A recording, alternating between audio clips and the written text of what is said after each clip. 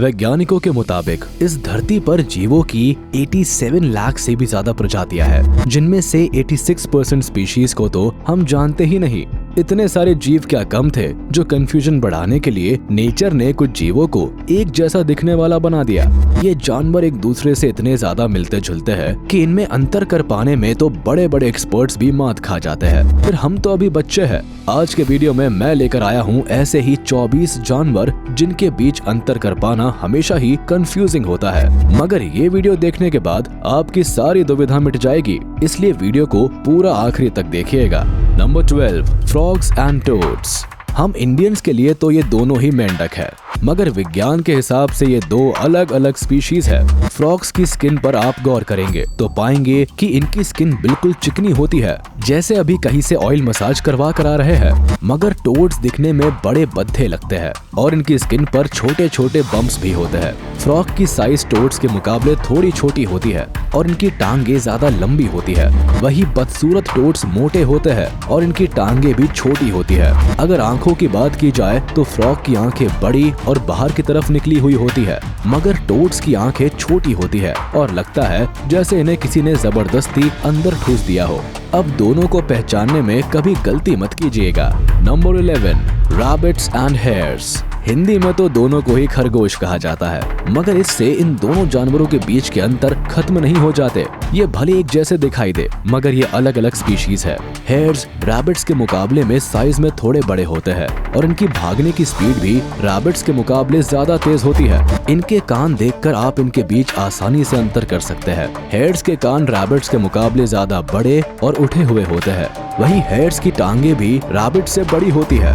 इसके अलावा हेयर्स के फर पर ब्लैक मार्किंग होती है, मगर रैबिट्स के फर बिना ब्लैक मार्किंग के बिल्कुल स्मूथ होते हैं। शिकारी जानवरों से बचने के लिए हेयर्स आमतौर पर उन्हें दौड़ में हराने की कोशिश करते हैं, मगर रैबिट्स ज्यादातर छुपकर अपने बचाव का रास्ता चुनते हैं। इतने डिफरेंसेस के बाद मेरा ख्याल है अब आप इन दोनों जानवरों में कभी कंफ्यूज नहीं होंगे।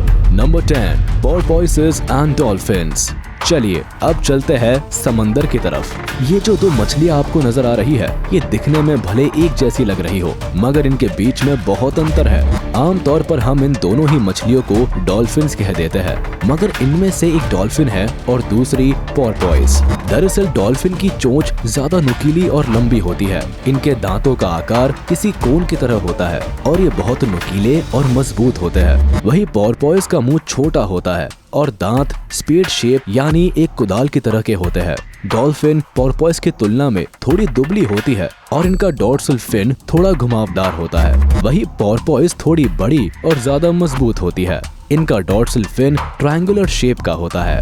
Number 9, turtle and tortoise. हम भारतीयों के पास फिर इन दोनों स्पीशीज के लिए एक ही नाम है, कछुआ। मगर यकीन मानिए ये दोनों ही रेप्टाइल्स अलग अलग है। इनके बीच का सारा अंतर इनकी हैबिटेट पर डिपेंड करता है, यानी ये जहाँ रहते हैं उस माहौल के हिसाब से इनके शरीर में बदलाव आ गए हैं। टर्टल्स आमतौर पर समंदर में रहते हैं और इसी वजह से इनके पैर जालीदार होते हैं, जिससे इन्हें तैरने में सहूलियत होती है। इसके अलावा इनका बाहरी कवच भी थोड़ा हल्का और फ्लैट होता है। ये सारे बदलाव टर्टल्स के पानी में रहने की वजह से हुए हैं। वही टॉर्टॉइस ज्यादा जमीन पर रहना पसंद करते हैं। इनके पैर बहुत मजबूत होते हैं, बिल्कुल किसी लकड़ी के ठूंठ की तरह। ये इनके लिए ऊबड़ खाबड़ और पथरीले रास्तों पर चलने और मिट्टी खोदने में बड़े मददगार साबित होते हैं। इनके पैर जालीदार भी नहीं होते। इसके अलावा ये टर्टल के मुकाबले ज्यादा भारी और बड़े होते हैं। इनका कवच भी ज्यादा बड़ा, मजबूत और किसी गुंबद की तरह उठा हुआ होता है। Number 8, mules and donkey's. यहाँ हमारे पास हिंदी में इन दोनों जानवरों के लिए अलग अलग शब्द है। म्यूल को खच्चर कहा जाता है, वही डोंकी को गधा। मगर इनके बीच के कंफ्यूजन को ये शब्द खत्म नहीं कर सकते, क्योंकि दोनों लगभग एक जैसे ही दिखते हैं। दरअसल म्यूल एक हाइब्रिड एनिमल है जो फीमेल हॉर्स और मेल डोंकी की मीटिंग से पैदा होता है, यानी पापा वाली साइड से दोनों भाई है, मगर दोनों की मम्मी अलग अलग है। दोनों में अंतर की बात की जाए तो म्यूल डोंकी की तुलना में थोड़े ज्यादा हट्टे कट्टे होते हैं। इनकी गर्दन डोंकी के मुकाबले लंबी और ऊंची होती है। वहीं इनके कान भी गधे के कानों से थोड़े बड़े होते हैं। खैर इनकी चाल ढाल से आसानी से समझा जा सकता है कि ये एक घोड़ी की संतान है और गधों से थोड़े ज्यादा समझदार है। Number 7, goat and sheep. कभी कभी लोग इन दोनों जानवरों में भी कंफ्यूज हो जाते हैं। इन्हें पहचानने का सबसे आसान सा तरीका तो इनका शरीर है। जहां बकरियों के शरीर पर बाल होते हैं, वहीं भेड़ों के शरीर पर ऊन होता है। मगर पहाड़ी इलाकों वाली बकरियों के बाल भी बहुत बड़े बड़े होते हैं, इसलिए वे भेड़ जैसी नजर आती है। इसलिए इनमें अंतर करने के लिए हम इनके खाने के तरीके पर गौर करते हैं। भेड़ हमेशा सिर झुकाकर जमीन पर उगी घास खाना पसंद करती है, वही बकरी सिर उठाकर पेड़ों की पत्तियां खाती है। इसके लिए वो पेड़ों पर भी बड़ी आसानी से चढ़ जाती है, मगर भेड़ ऐसा नहीं कर सकती। गर्दन के साथ साथ इनकी पूंछ का भी यही केस है। भेड़ की पूंछ झुकी हुई होती है और उनकी पिछली दो टांगों के बीच झूलती रहती है, वही बकरी की पूंछ ऊपर उठी हुई होती है। Number 6, crocodiles and alligators. और अब नंबर आता है दुनिया के सबसे बड़े कंफ्यूजन का। हिंदी में भी इनके नाम अलग अलग है। क्रोकोडाइल को मगरमच्छ कहा जाता है और एलिगेटर्स को घड़ियाल। मगर इससे कंफ्यूजन दूर नहीं होता। मगर ध्यान से देखने पर हमें समझ आता है कि क्रोकोडाइल का मुंह एलिगेटर की तुलना में ज्यादा बड़ा और नुकीला होता है। इसके मुंह का आकार कुछ लेटर वी की तरह होता है। वहीं एलिगेटर की बात करें तो इनका मुंह थोड़ा छोटा होता है और आकार में बिल्कुल लेटर यू की तरह दिखता है। जब एक क्रोकोडाइल मुंह बंद करता है तब भी उसके जबड़े के ज्यादातर दांत मुंह के बाहर ही रहते हैं, मगर एलिगेटर के मुंह बंद करने पर उसके बहुत कम दांत दिखाई देते हैं। इसके अलावा इनकी ताकत की बात करें तो क्रोकोडाइल ज्यादा मजबूत और ताकतवर होते हैं और साथ ही साथ ज्यादा अग्रेसिव भी होते हैं। यानी आप एक बार को एलिगेटर से बच भी जाए, मगर क्रोकोडाइल से बचना बिल्कुल आसान नहीं है। इन दोनों के कलर में भी बड़ा फर्क होता है। क्रोकोडाइल जहां हल्के रंग के होते हैं, वही एलिगेटर्स का रंग डार्क होता है। नंबर 5, वॉस्प्स एंड बीज।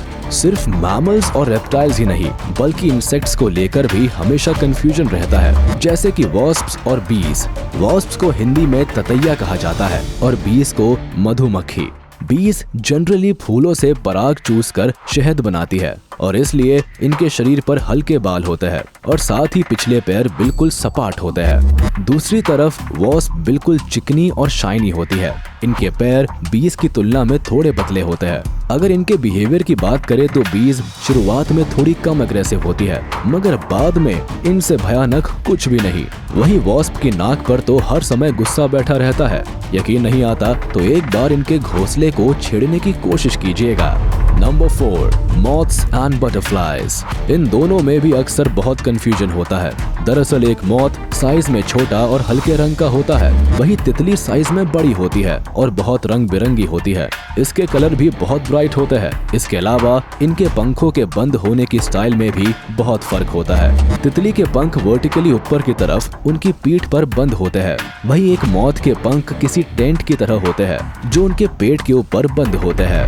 Number 3, lizards and salamanders. एक जैसे दिखने वाले इन दो जीवों में सबसे बड़ा अंतर तो ये है कि ये दोनों जीवों की अलग अलग कैटेगरीज से बिलोंग करते हैं।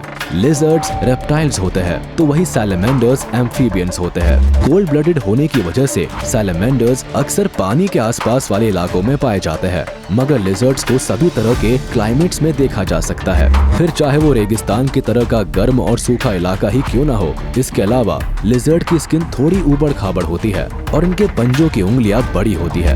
वही सैलमेंडर्स की स्किन बिल्कुल स्मूथ और चिकनी होती है। इसके अलावा साइज की बात की जाए तो लिजर्ड्स सैलमेंडर्स की तुलना में बहुत बड़ी भी हो सकती है, वही सैलमेंडर्स ज्यादा नहीं पड़ते।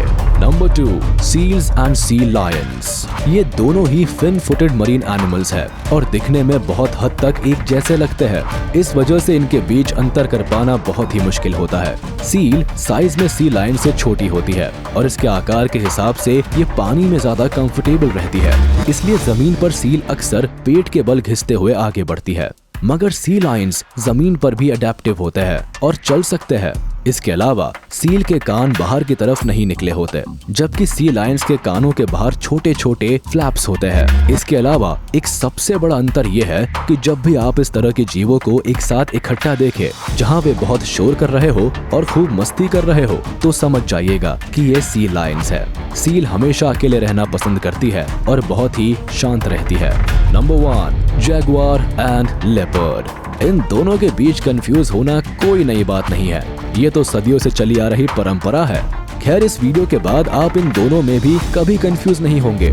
लेपर्ड एशिया और अफ्रीका के जंगलों में पाए जाने वाले कैट फैमिली के शिकारी मेंबर है। वही जैगुआर साउथ अमेरिका में अमेज़न के रेन फॉरेस्ट में रहते हैं, इसलिए इन दोनों का किसी जंगल में एक साथ दिखना लगभग नामुमकिन है। इसके अलावा इनके शरीर पर बने पैटर्न्स, जिन्हें रॉसेट कहा जाता है, ये भी अलग अलग होते हैं। जैगुआर के बॉडी पैटर्न्स थोड़े बड़े होते हैं और थोड़े दूर दूर होते हैं। साथ ही उनके बीच में एक डॉट जैसा निशान भी होता है। वहीं दूसरी ओर लेपर्ड के पैटर्न्स थोड़े छोटे होते हैं, पास पास होते हैं और उनके बीच में कोई डॉट नहीं होता। मेरे ख्याल से अब आप कभी इन दोनों के बीच कंफ्यूज नहीं होंगे। आज के वीडियो में बस इतना ही। उम्मीद है आपको वीडियो पसंद आई होगी और आपके बहुत से कंफ्यूजन्स भी दूर हो गए होंगे। अगर आप जानवरों के कंफ्यूजन से जुड़ी इस तरह के वीडियोस और चाहते हैं तो प्लीज हमें कमेंट में जरूर बताइएगा। फिलहाल हमारे इस वीडियो को लाइक कर दे और अगर आपने अभी तक हमारे इस चैनल को सब्सक्राइब नहीं किया तो तुरंत कर दे और बेल आइकन को भी प्रेस कर दे ताकि हमारी नोटिफिकेशंस आप तक जल्द से जल्द पहुंच जाए।